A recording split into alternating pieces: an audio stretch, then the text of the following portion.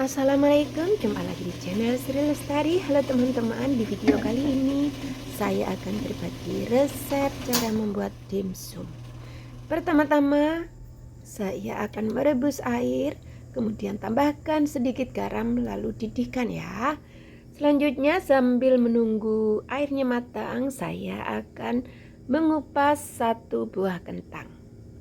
Hari ini saya membuat resep dimsum ala saya sendiri ya teman-teman. Dan dimsum merupakan istilah dari bahasa Kantonis yang memiliki arti makanan kecil. Sedangkan dalam bahasa Mandarin disebut Tianxin yang secara harafiah berarti sedikit dari hati atau menyentuh hatimu sesuai dengan porsi persajian yang kecil dan jumlahnya memang tidak banyak, hanya sekitar 3 hingga 4 buah saja. Dan dimsum itu beraneka varian ya teman-teman, tergantung seleranya masing-masing. Dan ini saya sudah selesai mengupas, kemudian akan saya cuci dan dipotong. Seperti yang teman-teman ketahui, dimsum di Indonesia juga sudah banyak banget ya. Dan ada juga variannya yang bermacam-macam. Sini saya akan membuat versi yang sederhana, versi channel Sri Lestari. Dimsum yang akan saya buat ini adalah dimsum yang cocok untuk orang diet dan ini sehat ya teman-teman. Dan setelah dipotong selesai, kemudian kita akan merebusnya hingga matang. Dan sambil menunggu kentangnya matang, saya akan menyiapkan beberapa lembar daun kol atau gobes ya teman-teman. Karena ini daun kolnya susah banget, tapi nggak apa-apa, jangan khawatir. Biarpun kolnya tidak utuh seperti orang-orang yang buat biasanya, tenang saja. Pokoknya ikutin terus, nanti hasilnya akan cantik meskipun kolnya pecah-pecah ya. Lalu akan saya cuci dan direndam dulu dengan air garam sebentar. Selanjutnya saya juga akan menyiapkan daun kucai. Karena saya nggak punya daun bawang, saya akan menggunakan daun kucai sesuai selera. Kalau bisa sih seperti yang saya potong ini ya teman-teman, size-nya tidak terlalu besar dan juga terlalu halus. Kemungkinan boleh juga sih kalau yang halus ya. Kalau teman-teman ada daun bawang, boleh pakai daun bawang. Kalau nggak ada, pakai bawang bombay juga bisa ya. Pokoknya ini varian selera kita. Semoga saja teman-teman juga suka. Kemudian setelah itu kita sisihkan dulu. Dan ini saya juga akan menggunakan ebi. Gunakan secukupnya saja. Dan ini kentangnya sudah matang. Mari kita angkat ya teman-teman. Kentangnya sudah matang. Lalu kita masukkan saja ke dalam wadah seperti ini. Dan haluskan. Jangan terlalu halus banget ya teman-teman. Biasa aja, yang penting hancur. Biasanya orang-orang menggunakan bengkoang ya, tapi di resep saya ini saya menggunakan kentang dan saya membuat dimsum ini tanpa minyak. Kemudian masukkan ebi yang sudah dicuci bersih, lalu cabai yang dipotong-potong kecil, selera ya, ini boleh di skip. Dan ini daun kucainya dimasukkan juga. Setelah itu saya akan menambahkan sedikit bubuk lada. Dan juga saya akan memasukkan 1 butir telur. Telur ini boleh 2 atau 3, pokoknya selera teman-teman ya. 4 juga boleh, tambah banyak juga boleh kalau teman-teman ada. Kemudian diaduk rata, dicampur merata. Ini bumbunya saya hanya garam ya teman-teman. nggak pakai gula, juga nggak pakai bubuk kaldu bubu ataupun micin. Tapi kalau teman-teman mau pakai kaldu bubu ataupun micin boleh. Kemudian air yang tadi sisa untuk merebus kentang kita gunakan untuk merebus daun kolnya sebentar saja, dialupi gitu ya teman-teman. Dan setelah itu diangkat, dan ini hasilnya. Daun kolnya memang tidak utuh ya teman-teman, tapi jangan khawatir, ini akan saya kasih contoh beberapa kali. Ambil 1 lembar, lalu lihat seperti di video. Jangan takut bocor ya teman-teman, pokoknya teman-teman ikuti saja seperti yang saya. Tuh kan, cantik. Dan ini saya akan ajari sekali lagi. Tuh, daun kolnya nggak utuh tapi nyantai aja. Ambil lagi, tambahkan 1 lembar lagi yang kecil ya. Nah, seperti itu. Lalu kita ambil kentang yang udah disiapkan tadi, masukkan. Jangan takut bocor ya teman-teman, tenang aja, nggak akan bocor. Lalu lipat lagi, lipat. Kemudian digulung-gulung.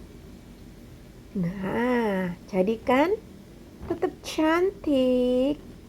Masukkan, udah ada 2, sekali lagi ya. Ini juga lembarannya enggak utuh, tapi jangan khawatir, enggak akan bocor ya teman-teman.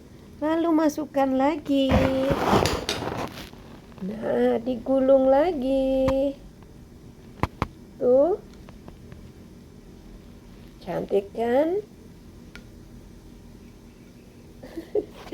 Cantik kan teman-teman? Dan ini sudah selesai.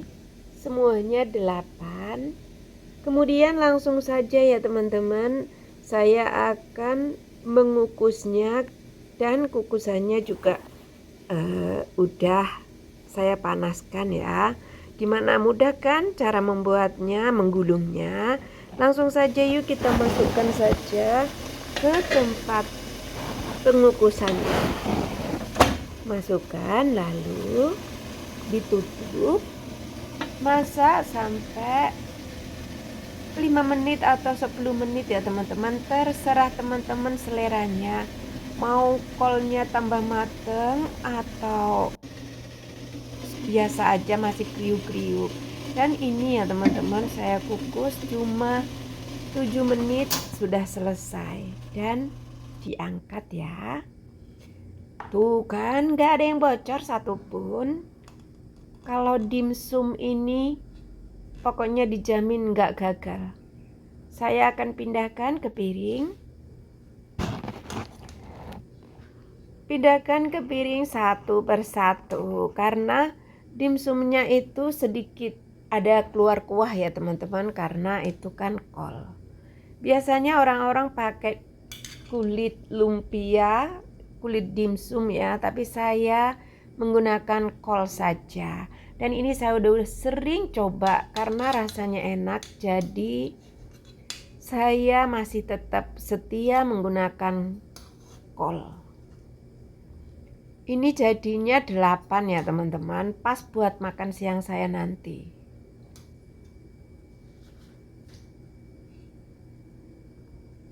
Dan ini kan ada kuahnya sedikit ya. Saya akan tuang ke dalam mangkok. Tuh. Kalau teman-teman suka bawang putih, boleh dimasukin bawang putih dipotong halus ya, karena saya nggak suka bawang putih mentah. Jadi akan saya tambahkan cabai dan saus. Ini cabenya juga sudah dikukus ya, dan diulek, ditambah juga bawang putihnya juga udah dikukus.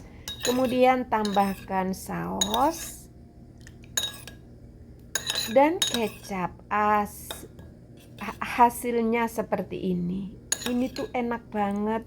Kita cobain satu ya teman-teman. Celup lagi, digulung-gulung. digulung-gulung, dicelup-celup biar merata. Nikmatnya, yuk kita hap dulu. Coba bismillahirrahmanirrahim.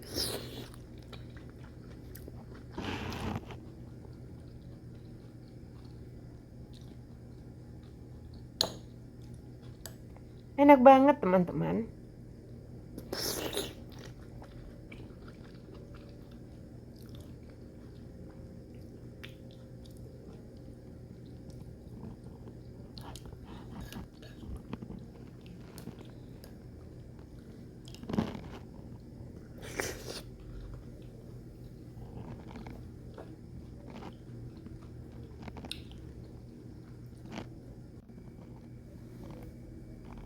Dan ini sudah selesai kita rapikan. Ya teman-teman, dan saya juga tadi tuh ya menyiapkan menu yang lainnya.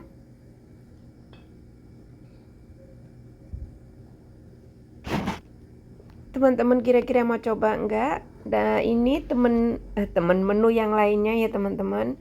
Ini namanya ikan asam pedas. Seger banget pokoknya. Dan ini saya mau cobain lagi.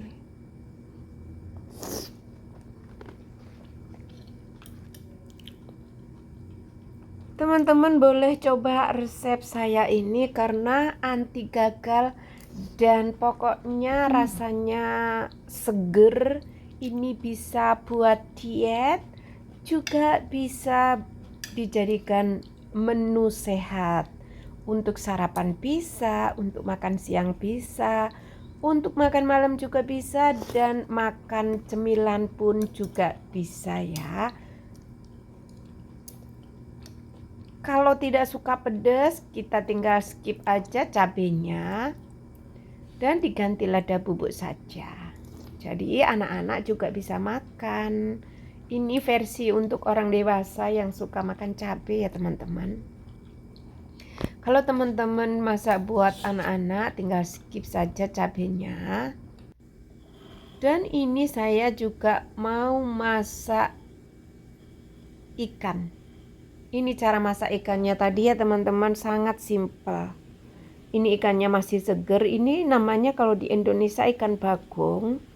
Bumbunya simpel juga ya teman-teman. Bawang merah, bawang putih, cabai, serai, dan tomat. Kita masukkan semua. Kita rebus sampai matang. Sudah.